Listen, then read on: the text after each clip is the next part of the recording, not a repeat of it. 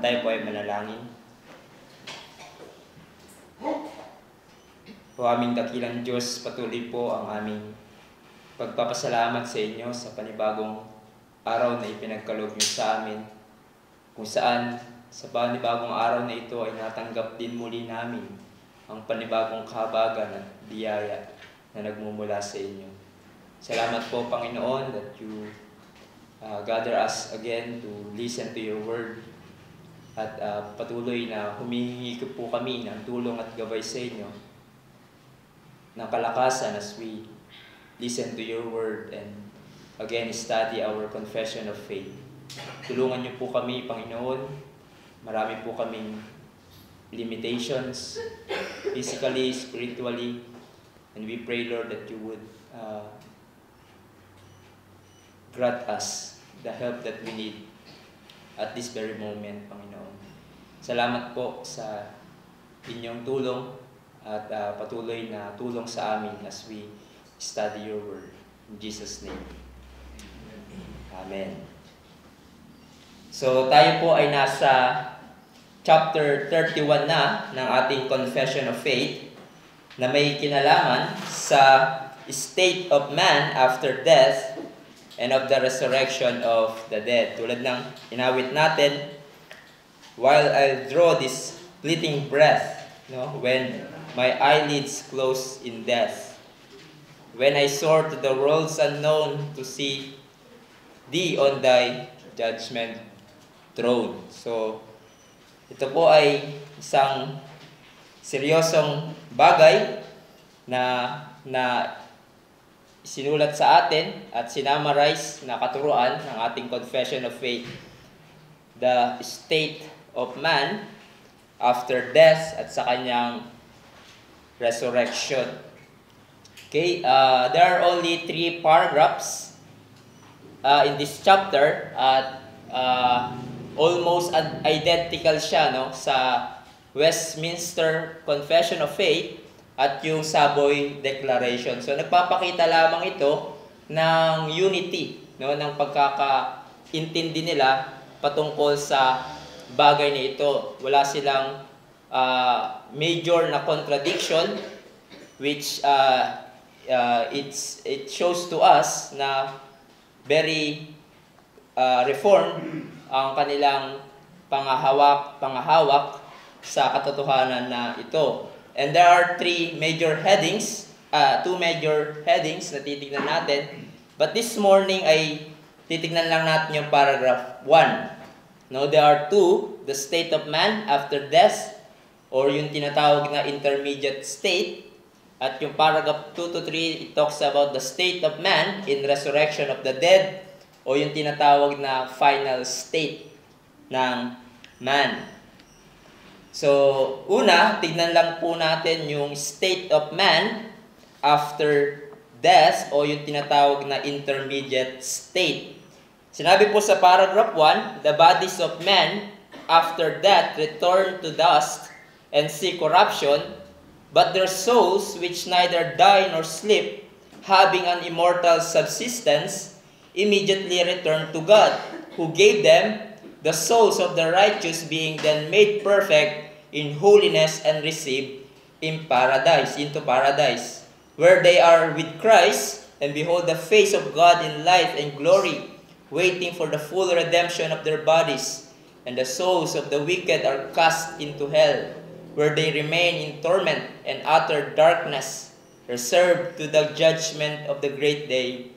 Besides these 2 places, for souls separated from their bodies, the Scripture acknowledged none. So, tulad na sinabi ko, tumutukoy po ito sa intermediate state.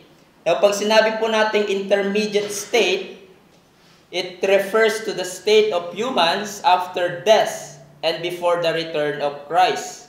It refers to the period of death and resurrection. So kung ang isang tao ay mamatay, siya ay papasok sa kalagayan na tinatawag na intermediate state. And later, makikita natin ang pagkakaiba ng patutunguhan ng believer at unbeliever kapag sila ay namatay. Now, if we are to understand yung tinuturo ng Bible pagdating regarding sa intermediate state, there are several distinctions na dapat nating tandaan. Ang unang distinction ay na binanggit din natin ng ating confession ay yung distinction between body and soul in the intermediate state. Kasi sinabi doon sa ating confession, the bodies of men after death return to dust, see corruption, but their souls which neither die nor sleep, having an immortal subsistence, immediately return to God who gave them. Now, according sa Bible, sa salita ng Diyos, yung human being consists of two components. Meron siyang body and soul. We are told in Genesis 2:7, 'di ba, sa pagkakalikha ng Diyos sa tao, na hindi lamang siya composed of material or physical, but also of immaterial o yung kaluluwa. It says, then the Lord God formed the man of the dust from the ground. So, siya ay nilikha, may physical, but hindi natapos doon dahil siya ay nananatiling walang buhay. Yung physical na yon. So, anong ginawa ng Diyos? Sabi doon, He breathed into His nostrils. So, merong nostrils, the breath of life, and the man became a living creature. So, pinagkalooban siya ng buhay, ng kaluluwa, at siya ay naging buhay na nilalang. If you remember then, di ba sa James 2:26, the body without spirit is dead. So, kung ang physical na katawan ay walang kaluluwa, ito ay patay. Non-living. So, God created man with body and soul, two components of human that are qualitatively different. So, merong katawan ng tao, immaterial, 'di ba? Nahahawakan natin siya, nakikita natin yung katawan. Meron siyang mass, meron siyang bigat, at meron din siyang kaluluwa, yung tao, immaterial.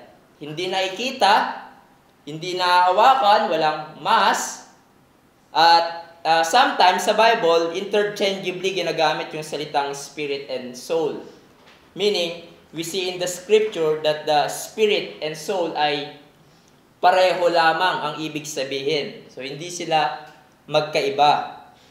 Now, anong mangyayari kung mamatay ang isang tao? What is going to happen after death sa katawan? Sinabi ng ating confession, the body after death will return to dust and see corruption. No? At ang binigay nilang proof text dyan is yung Genesis 3:19. You remember that's the after fall, di ba? Sinabi niya sa man, kay Adam specifically sa Genesis 3:19, by the sweat of your face you shall eat bread till you return to the ground, for out of it you were taken, for you are dust, and dust you shall return. So as we all know, di ba, God told si Adam na kung mag-disobey siya sa command ng Diyos na to eat the fruit of the tree of the knowledge of good and evil, siya ay mamamatay. Now, talaga bang namatay siya immediately nung kinain niya yon? And the answer is yes. No, namatay siya, hindi lamang spiritual separation from God, but physical death. Nagkaroon ng kamatayan dahil sa kasalanan. Kaya't ang tao ay mamamatay dahil sa kasalanan. Because of disobedience. Di ba? Sinabi ni Paul sa Romans, because of Adam's disobedience, death come sa sanlibutan. Yun ang naging resulta ng kasalanan. Lahat tayo ay mamamatay. And that's the reality na kinakaharap natin. So, sa kamatayan, yung ating physical na katawan at kaluluwa ay maghihiwalay. No, that's the essence of death, separation of body and soul. At sa kamatayan, yung ating physical na katawan ay babalik sa alabok. From dust to dust you shall return. Babalik siya sa alabok, maaagnas siya, no? The material component of human being will cease to exist. It will die apart from the soul. So yun yung sa material. Mabubulok, mamamatay tayong lahat. Now, how about the soul? Anong mangyayari sa ating kaluluwa pag tayo ay namatay? The soul after death, una, will continue to exist. It will continue to exist. But there are souls which neither die nor sleep, having an immortal subsistence, immediately return to God who gave them. Meaning, hindi mamamatay ang kaluluwa. Hindi siya maglalaho. Hindi siya hihintong mag-exist. It will not die. Hindi siya parang bula na pumutok at maglalaho na lang forever. No, the soul will not stop to exist. It will not stop thinking. It will not stop being conscious. Hindi siya magiging inactive after death. Very active ang kaluluwa. Now, our confession use the word, we need to clarify this dahil sinabi doon, immortal subsistence that our soul has. Anong ibig sabihin niyan, no? Hindi ibig sabihin nito na ang ating immortality ay kapareho ng sa Diyos. So, hindi ito divine, hindi ito same as God, dahil walang naglikha sa Diyos. Siya ay independent sa kanyang existence. Ang ating kaluluwa ay hindi ganon. Meron siyang panimula. Tayo ay may pinagmulan. Our soul is may pinagmulan, and our soul is immortal in a sense na ito ay deathless. No, tulad ng sinabi ng ating confession na yung nature ng soul, yung kaluluwa natin, hindi siya maglalaho o mag-stop mag-exist. So, ganun ang ating kaluluwa na binigay ng Diyos sa tao. Hindi siya mamamatay. And it says sa ating confession, it will return to God. Now, we need also to clarify that. And that language ay hinango sa Ecclesiastes 12:7. Sabi doon, and the dust returns to the earth as it was, and the spirit returns to God who gave it. No, hindi ibig sabihin nito na lahat ng taong namatay will be in the state of blessedness kasama ang Diyos. Katulad ng sinasabi ng iba, di ba? Lahat naman tayo, pag namatay, pupunta sa Panginoon. Hindi po. Which for them, di ba, ang lahat ng namatay daw ay makakasama ng Diyos sa langit magpasawalang hanggan. Hindi. It simply means, yung language na yan, na lahat tayo ay haharap sa Diyos. Believers and unbelievers in judgment. Yun yung sinabi sa Hebrews 9:27, di ba? You are familiar with this. Lagi itong binabanggit sa mga funeral. And just as it is appointed for a man to die once, and after that comes judgment. Unbeliever or believer ka man, ikaw namatay, pag namatay ka, you will face God. You will face judgment after death.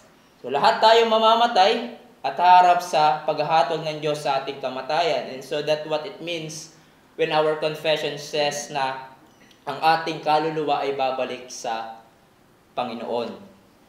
Now, ang patutunguhan ng ating kaluluwa pagkatapos ng kamatayan, let me stress this, no?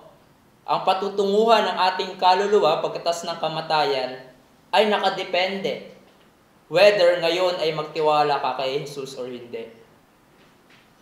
Kung ikaw ay mamatay nang wala kay Kristo, ang iyong kaluluwa ay patuloy na mag-i-exist at pupunta sa tinatawag na hell, kung saan doon mararanasan mo ang matinding parusa, magpasawalang hanggan dahil sa iyong kasalanan. Ngunit kung ikaw ay na kay Kristo Jesus, nanampalataya sa buhay na ito, when you die, your soul will continue to exist to what the Bible called paradise, kasama ang Panginoon. Now that leads us to the next distinction that we need to know pagdating sa intermediate state, the distinction between the believers and unbelievers in their intermediate states. Sinimulan natin ang kalagayan ng kaluluwa ng mga simulan natin, no, yung kalagayan ng kaluluwa ng mga unbelievers or righteous sa kanilang kamatayan at sa kanilang intermediate state. It says sa ating confession that the souls of the righteous being then made perfect in holiness are received into paradise where they are with Christ and behold the face of God in the light and glory, waiting the full redemption of their bodies. So the souls of the believers in their intermediate state, their souls go immediately into paradise. You remember yung thief on the cross, di ba? Who believed kay Jesus bago siya mamatay in Luke 23:42. He said to Jesus, "Remember me when you come into your kingdom." Ano yung naging reply ni Jesus? And he said to him, "Truly I say to you, today you will be with me in paradise." Sinabi niya, today, in the next week, or after 40 days, or after a year, but today. There's no interim or long gap between sa kamatayan ng isang believer at pagpunta niya sa paradise. And immediately, kapag namatay ang isang mananampalataya, she or he will be in paradise. So this means, as we shall see, no, there's no such thing na tinuturo ng iba yung purgatorio. No, wala pong ganyan nakaturoan sa Bible. Kumbaga, yung purgatorio, ito daw ay waiting area ng mga hindi nakakumit ng mortal sin at may pagkakataon pang maiba ang kanilang patutunguhan after death. Wala pong ganyan ang tinuturo ng salita ng Diyos. Ang tunay na believer, kapag siya ay namatay, she or he will go immediately to the place called paradise in the presence of God. Revelations 2:7, it says, "He who has an ear, let him hear what the Spirit says to the churches. To the one who conquers, I will grant to eat of the tree of life, which is in the paradise of God." Now, this does not mean na babalik sila sa dating Garden of Eden, but a new Eden, a better place than Eden, ang paraiso kasama ang Panginoon. Sinabi din ni Paul in 2 Corinthians 5:6-9, 2 Corinthians 5:6-9, sinabi doon, "Yes, we are of good courage, and we would rather be away from the body and at home with the Lord. So whether we are at home or away, we make it our aim to please Him." So ang isang believer ay mamamatay, will be away from the body, from the home, will depart in this world, ngunit ang kanyang kaluluwa will be at home with the Lord. The believer will go immediately into the very presence of Jesus in paradise. And then, the souls of the believers or their souls are made perfect in holiness. At yung ginamit na text for that ng ating confession ay yung Hebrews 12:13. And to the assembly of the firstborn who are enrolled in heaven, and to the God, the judge of all, and to the spirit or souls of the righteous made perfect. So, ang kaluluwa ng believer, pag siya ay namatay, ay magiging perpektong malinis at walang anumang bahid ng kasalanan sa kanyang kalagayan. No, when death ushered the believer in paradise, the souls of the dead believers ay nasa napaka-glorious na kalagayan. Dahil all the faculties of their souls are made perfect. No, their will, their emotions, etc. No more sin, no more pain. At ang pinaka-sentro ng kanilang happy condition, kumbaga, in paradise, is that because Christ is with them. Ang Panginoon at tagapagligtas, no, na kanilang pinaglilingkuran nung nabubuhay pa sila dito at pinagkakatiwalaan sa buhay na ito, ay finally, sinabi ng ating confession, they will behold Him face to face. They will be with them forever.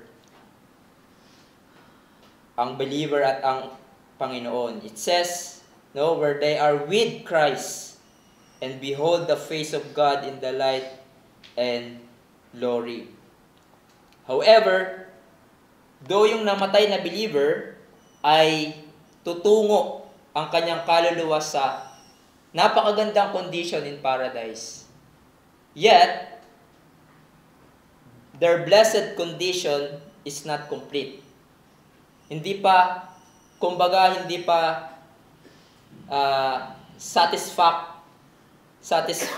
wala pang satisfaction in a sense, no? Dahil, sinabi doon, their souls in paradise are waiting for the full redemption of their bodies. So, hindi ang intermediate state, let me say this, hindi ang intermediate state ng believer ang ating pinaka-blessed hope. Though, yes, mas happy condition yun, blessed condition yun, pero that's not our pinaka-final and blessed hope. Though they are perfectly holy and happy in paradise, they are not yet fully redeemed. Let me quote yung sinabi ni Jim Dome sa kanyang New Exposition sa 1689. Sinabi niya, Though the departed righteous are happy in the presence of Christ, their blessedness is not yet incomplete. Chief among the blessings for which they still must wait is the full redemption of their bodies. Though they are perfectly holy and happy, they are not yet fully redeemed. Though they are fully holy and happy, they are not yet in a disembodied condition. The Bible never idealizes a disembodied condition. It always holds up as the true hope of believers, a historical consummation which is both earthly and bodily. In other words, there's something incomplete, no, and must eagerly wait and desire, and that is the resurrected body. As Paul said in 2 Corinthians 5, kung titignan niyo po doon, 2 Corinthians 5:2, tama ba yun? 2 Corinthians 5:2. For in this time. Yeah. For in this tent we groan, longing to put our heavenly dwelling, if indeed by putting it on we may not be found naked, for while we are still in this tent, we groan, being burdened, not that we would be unclothed, but that we would be further clothed, so that what is mortal may be swallowed by life. So, not getting into details, ang sinasabi dito ni Paul, I earnestly desire to be clothed with a resurrected body. I don't want to be naked, referring to death and his bodiless condition will be in paradise. But sinasabi ni Paul, I desire that my bodiless condition in paradise will be clothed with incorruptible, never dying body. At yan ang hinihintay ng kaluluwa ng mga believers. No? Yung mga believers na alam natin ngayon sa kanilang intermediate state, bodiless believers in paradise. But hinihintay natin yung inihintay ng mga believers to be clothed with resurrected body, incorruptible body. So ito ang kalagayan ng mga believers na namatay. Mapupunta siya sa lugar na tinatawag na paradise. Makakasama niya ang Panginoon doon. Ang kaluluwa niya will be made perfect, waiting for full redemption of their bodies, their resurrected bodies. Now, ang tanong natin, how about yung mga hindi mananampalataya? Yung mga unbeliever, mga wicked na namatay, ano ang kanilang palalagyan? Now, this is a serious matter dahil ito ay may kinalaman sa patutunguhan forever ng isang unbeliever. Remember, si Richard Baxter, tinanong niya yung isang young preacher, sabi niya, anong preach mo today? Sabi ng young preacher, I preach on hell. Sinabi ni Richard Baxter, is there tears in your eyes? Because there's really a mabigat na katotohanan, no? The souls of unbelievers in their intermediate state. Sinabi sa ating confession, the souls of the wicked are cast into hell, where they remain in torment and utter darkness, reserved to the judgment of the great day. Besides these two places for souls separated from their bodies, the scripture acknowledgeth none. So the souls of unbelievers in their intermediate state, ay una, the souls of unbelievers will be cast into hell, where they will be in torment. In Luke 16, beginning verse 22, you are familiar with the story of the rich man and Lazarus, but we need to be careful not to interpret all the details of that literally. Because remember, ito ay story na sinasabi ni Jesus to make a point. At one of the truths na gusto niyang ipakita sa atin ay ang kalagayan ng righteous and wicked, kung saan sila pupunta. Sinabi doon sa verse 22, the poor man died and was carried by the angels to Abraham's side. Now, ang tanong natin, saan ngayon si Abraham? Well, we say, in paradise, which nakita natin a glorious place, a much better place. This man also died, sinabi doon, and buried and in Hades. Now, we will not go into more details about that word. Hades, in the Hebrew, Greek, Sheol, and there are many wide meanings of that. Sheol could be referring to grave, but also it could be more than that, which is hell. Sinabi doon, being in torment. The rich man died and being in torment. Now, it does not mean, again, na lahat ng mayaman ay mapupunta sa impyerno at lahat ng mahirap ay pupunta sa heaven. That's not the point. Then he lifted up his eyes and saw Abraham far off and Lazarus at his side. And he called out, Father Abraham, have mercy on me, and send Lazarus to dip the end of his finger in water and cool my tongue, for I am in anguish in this flame. So the place ng paradise, or Abraham's bosom, is contrasted with place kung saan napunta ang mayaman, which is the place of agony or a place of fire. Yun yung sinabi sa verse. Now, what's one of the truths of this story?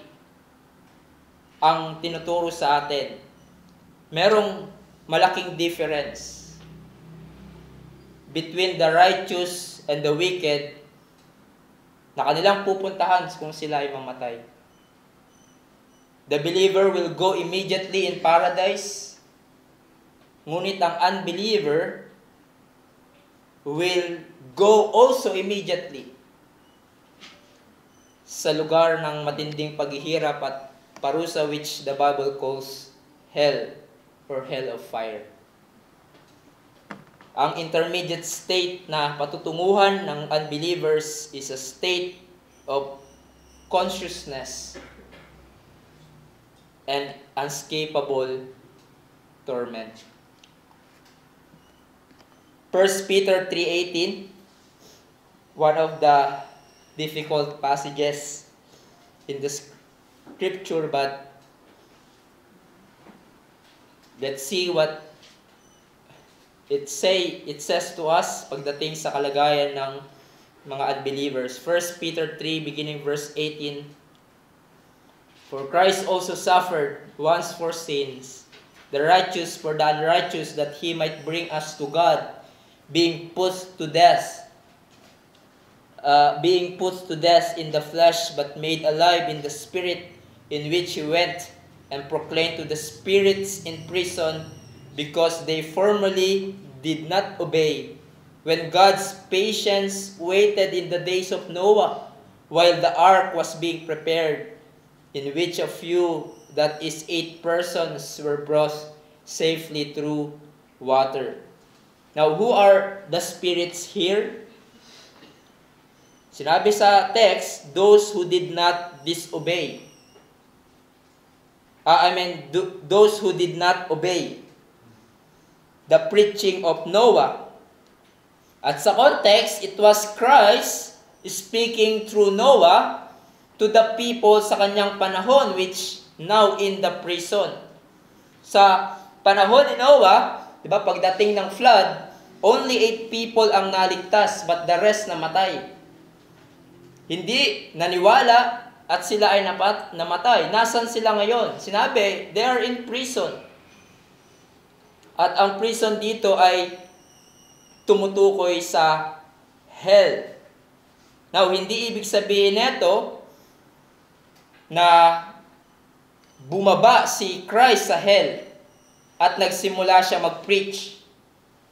But rather, sinasabi dito that Christ preached through Noah sa mga disobedient na ngayon ay nasa prison, nasa hell.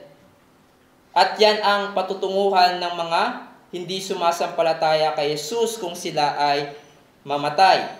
But para bigyan tayo ng linaw kung ano ang condition ng mga taong nasa prison of hell, sinabi again ni Pedro in 2 Peter 2:4-9, beginning verse 4, for if God did not spare angels when they sinned, but cast them into hell, and committed them to chains of gloomy darkness, to be kept until the judgment. If he did not spare the ancient world, but preserved Noah, a herald of righteousness, with 7 others, when he brought a flood upon the world of ungodly, if by turning the cities of Sodom and Gomorrah to ashes, he condemned them to extinction, making them an example of what is going to happen to the ungodly. And if he rescued righteous Lot, greatly distressed by the sensual conduct of the wicked, for as that righteous man lived among them day after day, he was tormenting his righteous soul over their lawless deeds that he saw and heard. Then the Lord knows how to rescue the godly from trials and to keep the unrighteous under punishment until the day of judgment. Now, sa context, ay hinalintulad ni Pedro ang magiging kalagayan ng mga unbeliever, ng mga unrighteous, sa mga anghel na nagkasala. They are cast into hell, yung mga angels na nagkasala, and chains of gloomy darkness to be kept until judgment. Ngayon, ang mga angels na nagkasala ay being kept for judgment sa lugar ng punishment. So this passage ay tinuturo sa atin na yung mga unbeliever na namatay ay ilalagay din sila sa lugar ng paghihirap. They are under judgment. Sabi doon, making them an example of what is going to happen to the ungodly. They are going to be cast into hell, being punished there forever, habang naghihintay ng final judgment of God. Ito ang magiging kalagayan ng mga hindi sumasampalataya kay Jesus.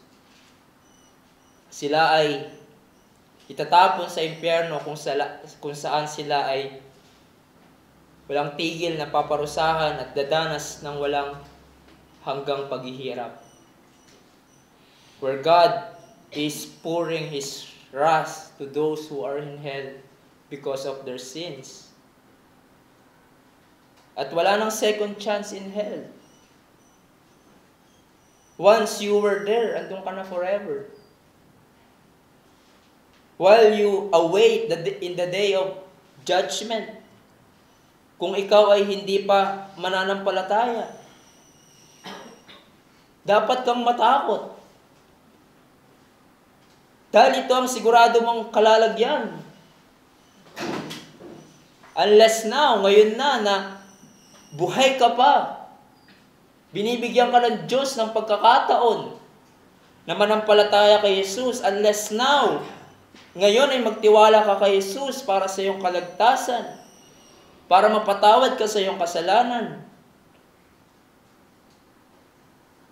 In all of this, whether ikaw ay mapunta sa paradise o mapunta sa impyerno, it depends on now.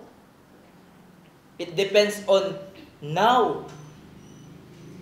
Kung ikaw ay nabubuhay sa mundong ito, nagtiwala kay Jesus bilang iyong Panginoon at tagapagligtas, ay ang iyong kamatayan will usher you into paradise to be with Christ forever.